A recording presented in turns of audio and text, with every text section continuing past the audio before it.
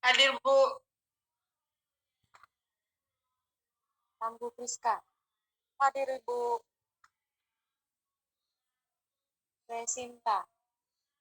Teman-teman, pada hari ini saya atas nama Media Oktriani sebagai moderator yang akan memandu kegiatan diskusi. Topik yang akan kami sampaikan mengenai tentang prinsip penanganan kegawat daruratan neonatal. Sebelum diskusi dimulai, saya akan memperkenalkan anggota kelompok yang akan menyampaikan materi, yaitu ada Mila, Dea, dan juga Rifa. Baiklah, untuk mempersingkat waktu, kami serahkan ke pemateri satu. Terima kasih. Baik, yang pertama pengertian kegawat daruratan. Gawat darurat adalah keadaan yang menimpa seseorang dengan tiba-tiba, dapat membahayakan jiwa, memerlukan tindakan medis segera dan tepat. Penderita gawat darurat adalah penderitaan yang memerlukan pertolongan segera karena berada dalam keadaan yang mengancam nyawa.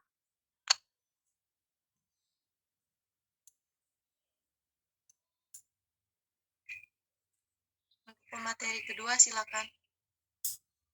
2. Prinsip dasar penanganan kegawat daruratan. Dalam menangani kasus kegawat daruratan, penentuan permasalahan utama atau diagnosa dan tindakan pertolongannya harus dilakukan dengan cepat, tepat, dan tenang, tidak panik. Walaupun suasana keluarga pasien ataupun pengantarnya mungkin dalam kepanikan.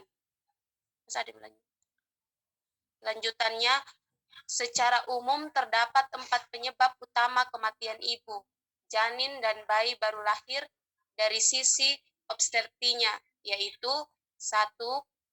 Perdarahan, 2. Infeksi spesies, 3. Hipertensi, dan preeklamsia, 4. Persalinan macet atau distosia.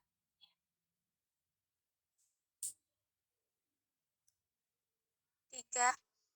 Tanda dan gejala kegawat daruratan. Tanda dan gejala kegawat daruratan yaitu 1. Sianosis sentral, 2. Apnia, 3. Kejang. Kejang dibagi 2, kejang umum, kejang suple. 4. Spasmi, 5. Perdarahan, 6. Sangat kuning, 7. Berat badan. Spasme bacanya ya, bukan spasme. Spasme. 4. Asma, 5. Perdarahan, 6. Sangat kuning, 7. Berat badan. 4. Penyebab kegawat daruratan neonatal. Faktor-faktor yang menyebabkan kegawat daruratan pada neonatal. 1. Faktor kehamilan, kehamilan kurang bulan, kehamilan dengan penyakit DM, kehamilan dengan gawat janin, kehamilan dengan penyakit kronis ibu, kehamilan dengan pertumbuhan janin terlambat, infestilitas. 2. Faktor pada partus, partus dengan infeksi intrapartum dan partus dengan penggunaan obat sedatif. 3. Faktor pada bayi, skor Apgar yang rendah, BBLR, bayi kurang bulan, BBLR,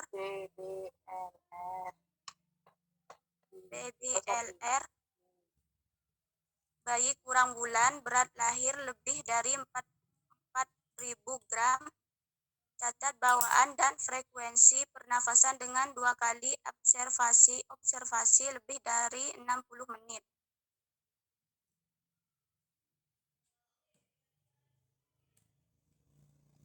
Kondisi yang menyebabkan kegawat daruratan neonatal. 1. Hipotermia. Hipotermia adalah kondisi di mana suhu tubuh 36,5 derajat Celcius atau kedua kaki dan tangan teraba dingin. 2. Hipertermia. Hipertermia adalah kondisi suhu tubuh tinggi karena kegagalan termoregulasi.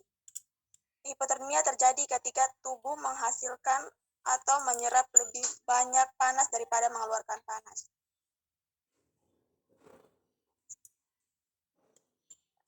Tiga, hiperglikemia atau gula darah tinggi adalah suatu kondisi di mana jumlah glukosa dalam plasma darah berlebihan. Hiperglikemia disebabkan oleh diabetes mellitus. 4. Tetanus neonaturum. Tetanus neonaturum adalah penyakit tetanus yang diderita oleh bayi baru lahir yang disebabkan karena basil Clostridium tetani. 5. Gawat nafas neonatal atau asfiksia. Sindrom gawat nafas neonatal atau asfiksia merupakan kumpulan gejala yang terdiri dari dyspnea atau hiperpnea dengan frekuensi pernapasan lebih dari 60 kali per menit.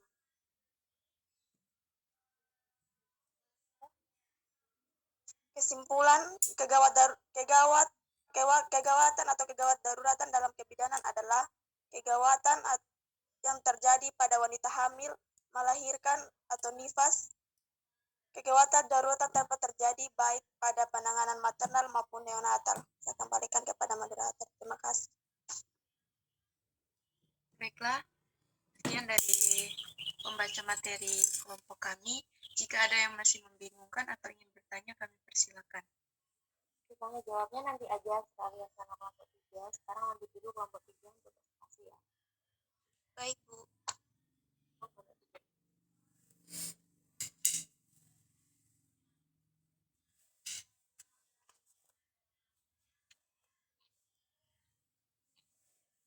Oke, jadi baik Ibu. Kami dari kelompok 3 akan mempresentasikan hasil diskusi kami. Jadi, Assalamualaikum warahmatullahi wabarakatuh. Selamat pagi, salam sejahtera untuk kita semua. Terima kasih atas waktu dan kesempatan diberikan kepada kami kelompok 3. Di sini kami akan mempresentasikan hasil diskusi kami. Oleh sebab itu, sebelum melangkah lebih jauh, kami di sini ada beberapa kelompok. Kelompok kami itu ada jumlah 8 orang. Sebelum itu mungkin dari Putri Dondo atau Siti Reboa silahkan share screen agar teman-teman kita semua bisa terlihat.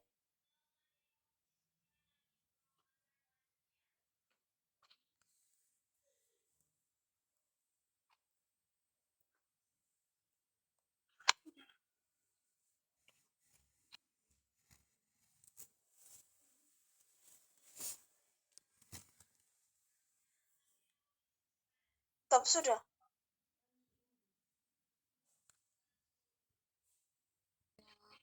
Sudah berpartisipasi. Oke, di sini sebelum melangkah lebih jauh, topik dari pembahasan kali ini adalah Topik pembahasan kali ini adalah sistem rujukan kasus kegawat daruratan maternal.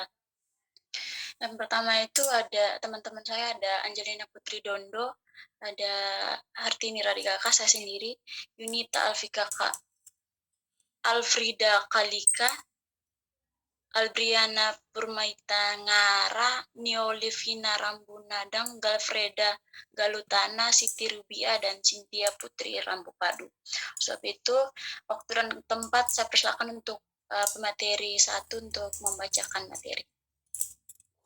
Jadi baik, terima kasih atas kesempatannya. Saya akan langsung saja membaca. Yang pertama, pengertian sistem kegawat darurat maternal.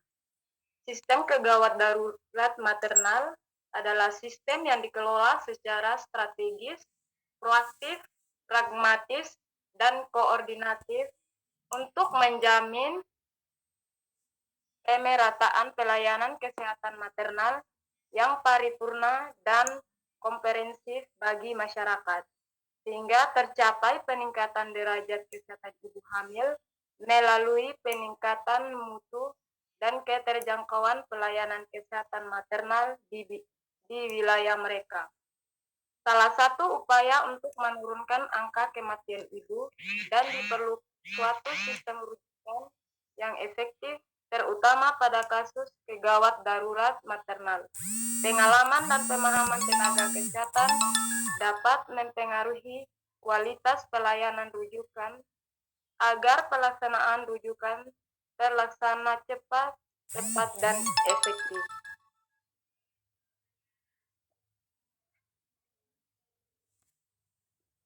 prosedur standar rujukan di puskesmas. Yang pertama, prosedur standar penerimaan rujukan yaitu pencatatan di buku register penerimaan rujukan pasien. Yang kedua, prosedur standar pengambilan rujukan yaitu pemberian surat balasan rujukan kepada fasilitas atau petugas kesehatan yang merujuk yang dititipkan kepada keluarga pasien. Yang ketiga, prosedur standar menerima rujukan balik belum terlaksana karena belum ada rujukan balik dari rumah sakit maupun puskesmas rujukan. Adapun informasi rujukan balik sangat bermanfaat bagi puskesmas untuk yang pertama, sebagai bahan review rujukan baik secara administratif dan audit medis untuk menilai ketetapan indikasi rujukan oleh puskesmas. Yang kedua, sebagai bahan mengevaluasi kompetensi petugas puskesmas, apakah diagnosis puskesmas sudah sesuai dengan diagnosis dokter di rumah sakit. Yang ketiga, untuk mengetahui jenis kasus rujukan yang terbanyak dan terapi pasien yang dilakukan di rumah sakit sehingga bermanfaat untuk meningkatkan pengetahuan petugas puskesmas dan intervensi yang diperlukan yang perlu dilakukan masyarakat terkait kasus tersebut. Yang keempat, menjamin tersedianya data dan informasi tentang sistem rujukan maternal untuk terlaksananya rujukan terjenjang yang efektif. World Health Organization 2003 menyatakan bahwa untuk membuat layanan rujukan yang baik perlu disertai dengan mekanisme pengawasan sistem. Sekian dari saya kembalikan pada pembaca ketiga. Lanjut pemateri kedua. Baik, saya akan melanjutkan membaca materinya. Upaya penanganan kegawat darurat maternal dalam pelayanan kesehatan. Berdasarkan Peraturan Menteri Kesehatan Nomor 001 Tahun 2012 tentang Sistem Rujukan Pelayanan Kesehatan Perorangan Pasal 7, rujukan dapat dilakukan secara vertikal dan horizontal. Rujukan vertikal merupakan rujukan antar pelayanan kesehatan yang berbeda tingkatan, yang dilakukan apabila pasien membutuhkan pelayanan kesehatan spesialistik atau subspesialistik atau perujuk tidak dapat memberikan pelayanan kesehatan sesuai dengan kebutuhan pasien karena keterbatasan fasilitas, peralatan dan atau ketenangan.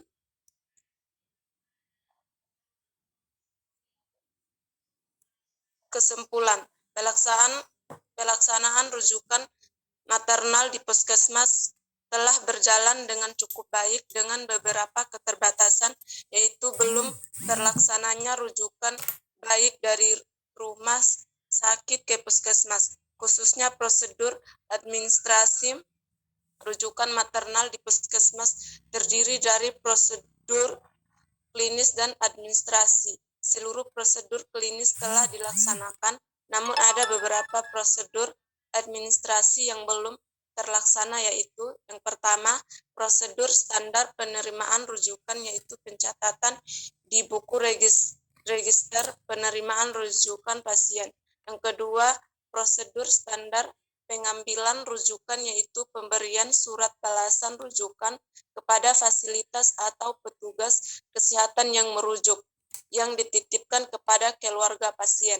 Yang ketiga, prosedur standar menerima rujukan baik belum terlaksana karena belum ada rujukan balik dari rumah sakit maupun puskesmas rujukan. Saya kembalikan kepada moderator. Terima kasih. Jadi baik, terima kasih atas partisipasinya teman-teman kelompok. Ditambahkan di makalah tentang prinsip dasar awal sama klinik awal. Terus untuk kelompok 3 tadi juga nggak ada tentang stabilisasi penderita atau stabilisasi pasien saat kita akan merujuk. Ya, itu ditambahkan untuk kelompok 3. Dan Kalau dirujukan itu kan ada tingkatannya, primer, sekunder, tersier. Itu belum dijelaskan juga. Apa itu rujukan primer, apa itu rujukan sekunder, apa itu rujukan tersier, belum dijelaskan. Silakan ditambahkan di makalah untuk kelompok-kelompok yang kurang tadi penjelasannya ya. Baik, Ibu. Mohon maaf atas kekurangannya ya, Bu.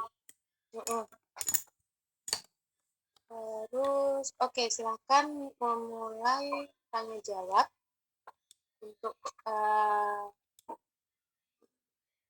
yang ingin bertanya. Silakan bertanya untuk bertanya kepada kelompok 1, 2, 3 karena kelompok 1 juga belum ada sesi tanya jawab kemarin. Silakan yang ingin bertanya.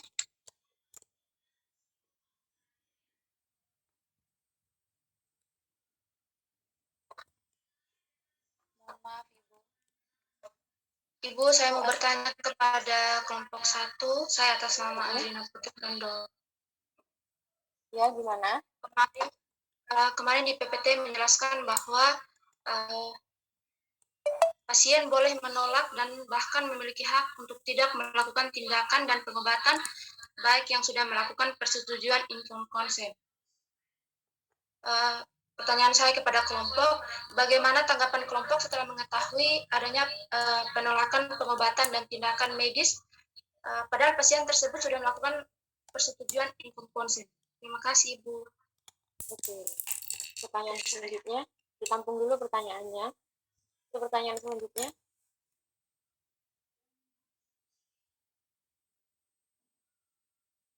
Saya Ibu ingin bertanya pada kelompok 2. Ya. Tadi di slide tertulis bahwa di situ ada beberapa hal-hal yang terjadi. Nah, situ saya petik yang bagian akhirnya itu yang bagian kejang dibagi atas 2 bagian, yaitu ada kejang umum dan kejang sakti.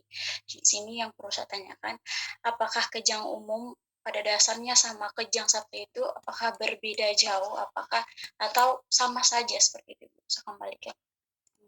Oke, maksud pertanyaan dari hari ini, kejang sakti itu apa, sama kejang umum itu apa perbedaannya antara kejang umum dan kejang satel, gitu kah? Ya, Bu. Ya, silakan. Terus ada pertanyaan lain? Dari saya, Ibu Marianti Ega akan bertanya kepada kelompok 1. Nah, mereka kemarin itu membahas tentang pengurus rasa nyeri. Nah, di sini pertanyaan saya itu obat-obat apa untuk pengurus rasa nyeri? Kasih. Pengurang rasa nyeri? Iya, penguras. Ya, untuk mengurangi rasa nyeri ya? Iya. Oke, untuk kelompok 1. Ada lagi? Saya Ibu, nama Katrina. Untuk Ya, kelompok Katrina. Jadi baik, pertanyaannya itu tadi kan sempat dijelaskan oleh saudari Anggrilika mengenai apa tadi Ibu, hiperglikemia. Yang menjadi pertanyaan saya, apa yang menjadi gejala utama sehingga itu bisa dikatakan gejala hiperglikemia dan bagaimana proses penyembuhannya? Karena pelaksanaannya pada kasus hiperglikemia dan penanganan awal dari kasus hiperglikemia. Oke, silakan.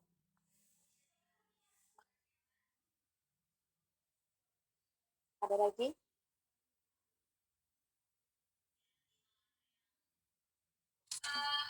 Dari saya Albriana, Ibu. Ya, gimana? Saya mau bertanya kepada kelompok 2. Tadi kan ada menjelaskan tentang tetanus neonaturum. Iya, Bu. Jadi di sini saya mau bertanya, bagaimana cara untuk menangani penyakit tetanus neonaturum?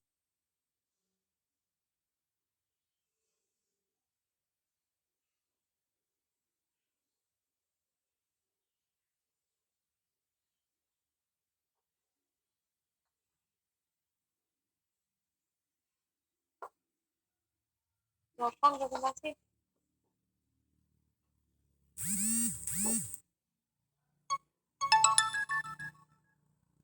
Moderator, ayo. Baik Ibu, Assalamualaikum warahmatullahi wabarakatuh. Selamat pagi Ibu, selamat pagi teman-teman. Di sini kami dari kelompok mau presentasi tentang sistem rujuk kasus gawat darurat neonatal. Untuk mempersingkat waktu, untuk pemateri pertama dipersilakan untuk menjelaskan.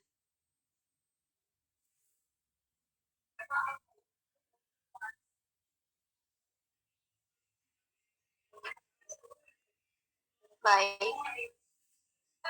Sistem rujukan kasus darurat neonatal.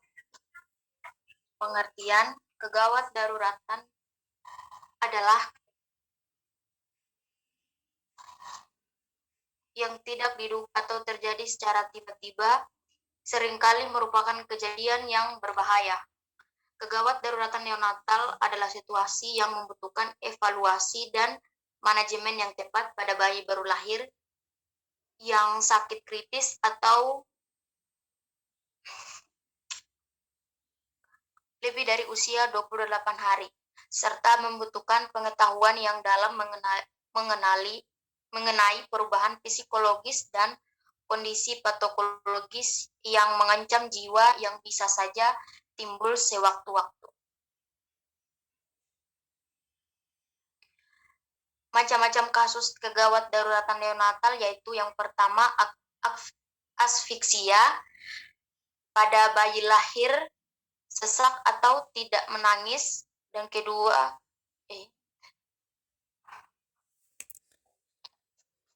asfiksia adalah di mana tubuh kekurangan kadar oksigen yang bisa menyebabkan kesadaran menurun dan dalam tingkat yang lebih parah bisa membahayakan nyawa penderitanya.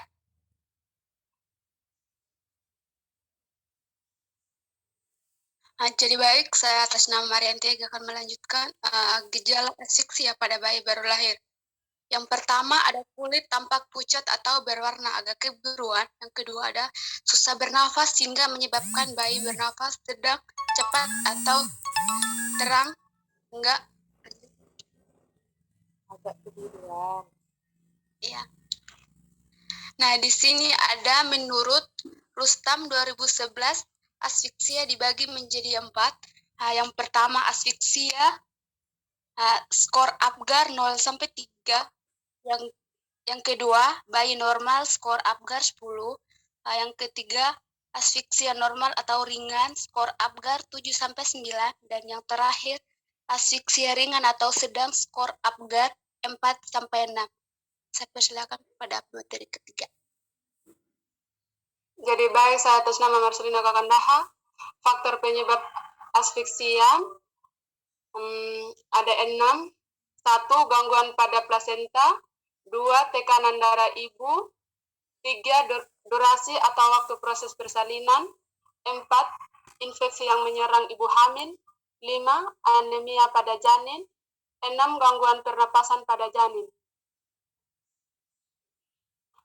Cara menanganinya, pemeriksaan kesehatan rutin, penanganan pada bayi baru lahir yaitu menggunakan alat bantu pernapasan untuk mengalirkan udara ke paru-paru bayi, pemberian obat-obat untuk mengendalikan tekanan darah.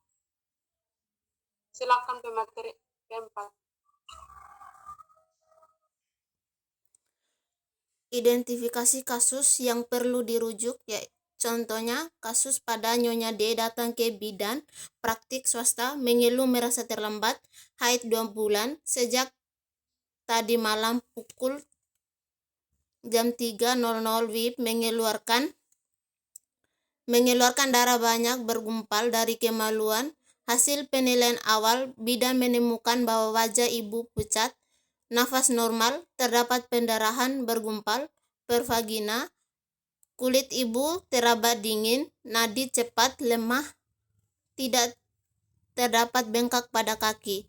Hasil pemeriksaan TTV-nya itu menunjukkan tekanan darah 100/70 mmHg, nadi 96 kali per menit, respirasinya 20 kali per menit, dan suhunya itu 36,5 derajat Celcius. Diagnosa ibu mengalami perdarahan bergumpal per vagina.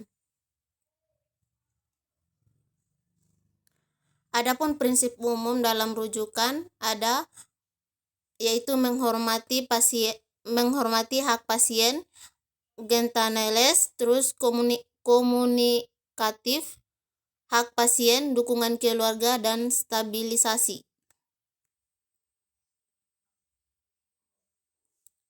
Demikian dari presentasi kami kelompok 4, saya kembalikan kepada moderator. Jadi baik, terima kasih untuk teman-teman yang sudah mempresentasikan. Pada sesi yang berikutnya yaitu sesi tanya jawab. Bagi kelompok yang ingin bertanya, dipersilahkan supaya pertanyaannya dicatat dulu. Nanti untuk jawabnya kami mendiskusikan supaya kelompok 1, 2, dan 3 menjawab dulu dari pertanyaan tadi yang teman-teman sudah sampaikan ke mereka. Terima kasih.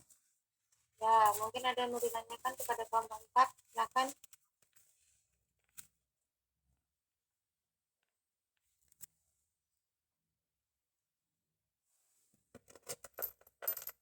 Ada tidak yang mau ditanyakan kepada kelompok 4?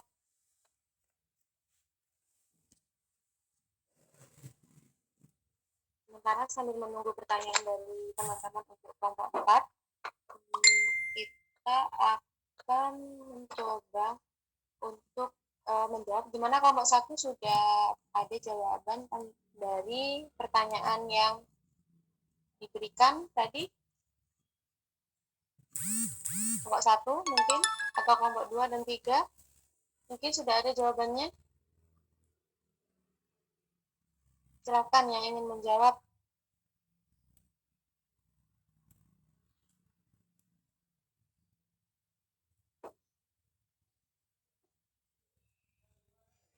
Silakan yang ingin menjawab.